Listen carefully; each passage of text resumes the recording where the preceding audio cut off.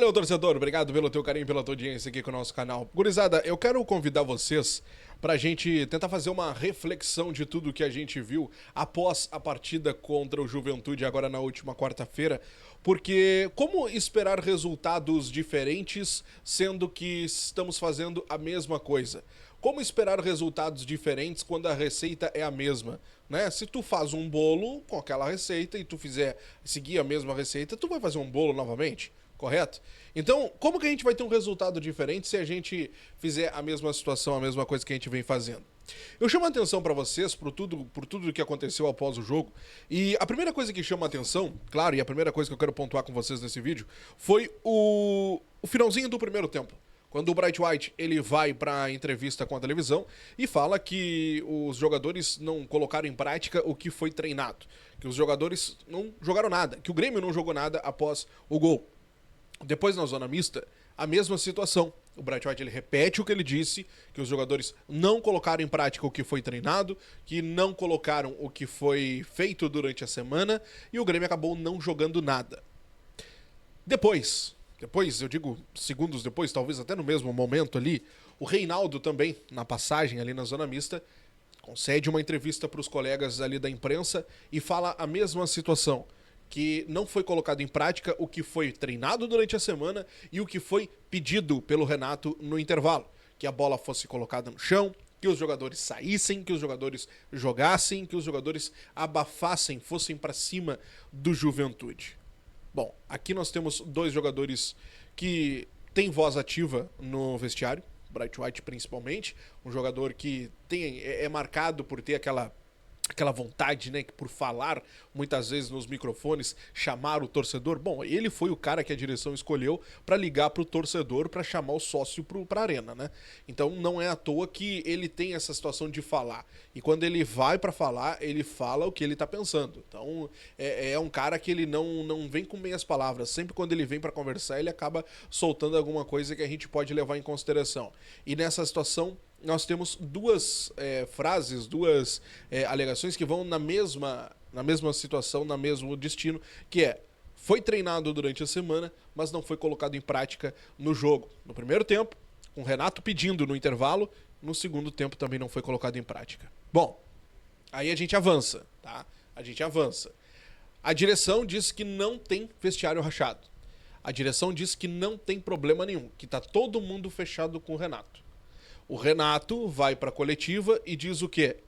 Que o grupo está tranquilo, que o grupo está feliz, que não há aquele abatimento que nós vimos naquele bastidores após o jogo contra o Atlético Goianiense, que os jogadores estão focados e que pode estar pegando algo psicológico nessa história toda, porque o Grêmio está na pressão de precisar fazer 3, 4 pontos ainda para escapar do rebaixamento. Aí eu pergunto para vocês, o que a direção vai fazer? O que vai mudar para o confronto contra o Cruzeiro? A gente vê um time desorganizado. A gente vê um time que claramente falta uma tática de jogo, falta uma técnica. Falta os jogadores se entrosarem, falta coletividade. Individualidade nós temos. Nós temos o Soteldo, que individualmente daqui e dali consegue fazer alguma coisa. O Bright White na mesma situação. O Diego Costa, que corre o campo inteiro feito um louco com vontade, mas que sozinho não acaba fazendo nada.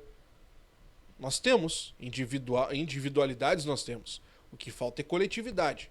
Se o Renato está treinando isso durante a semana, o que é colocado sempre em dúvida, e os jogadores não estão executando, é porque claramente o grupo já não compra mais o que o Renato pede, o que o Renato diz. E aí vai, né, a informação ao encontro do que o que a gente já vinha debatendo há bastante tempo. Não é todo o grupo que está fechado com o Renato, mas também não é todo o grupo que está contra o Renato. Nós temos pelo menos uma metade do grupo que não quer mais o Renato. E aí a crítica vai também, e tem que ser feita também, a esses jogadores. Porque se eles não entendem onde eles estão, se eles não entendem o que eles representam, aí, meus amigos, a situação é mais grave ainda. É mais complicada ainda. A gente precisa entender quem são esses jogadores e o porquê que eles não estão fazendo. Ah, mas eles querem derrubar o Renato. Beleza. Todo mundo sabe que o Renato não fica para a próxima temporada. Isso não é mistério para ninguém. O próprio Renato já começou a largar isso aos pouquinhos. Na última coletiva ele disse, faltam só mais 4 jogos. Quero ver o que o próximo técnico, o outro técnico vai fazer. Esses jogadores que não estão comprando esta ideia do Renato e que ficou muito claro nesse quebra-cabeça que a gente montou, eles precisam ter vergonha na cara também e começar a jogar. Entender o que eles representam e onde eles podem colocar o Grêmio. Porque um novo rebaixamento seria muito prejudicial para o clube.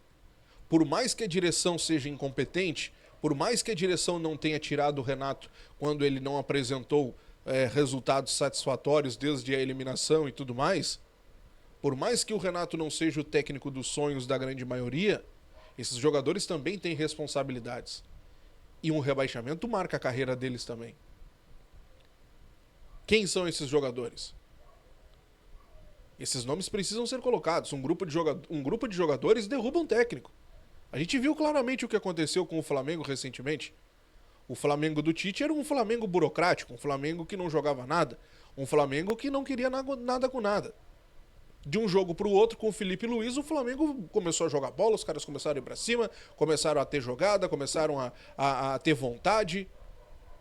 O Felipe Luiz não é mágico.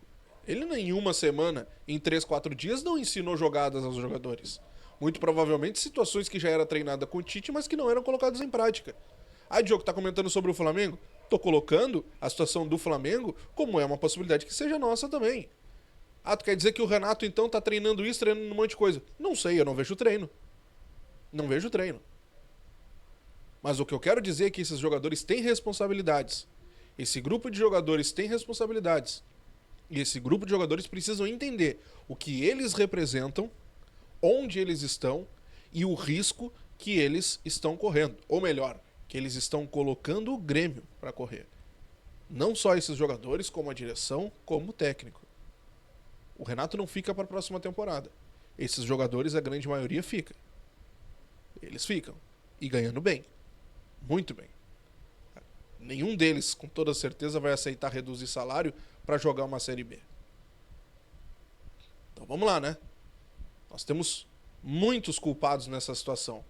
Mas ninguém pode tirar a responsabilidade de ninguém quando cada um faz a sua parte. Então vamos lá. Quero saber o que tu pensa. Comenta aqui embaixo. Grande abraço e até a próxima. Tchau.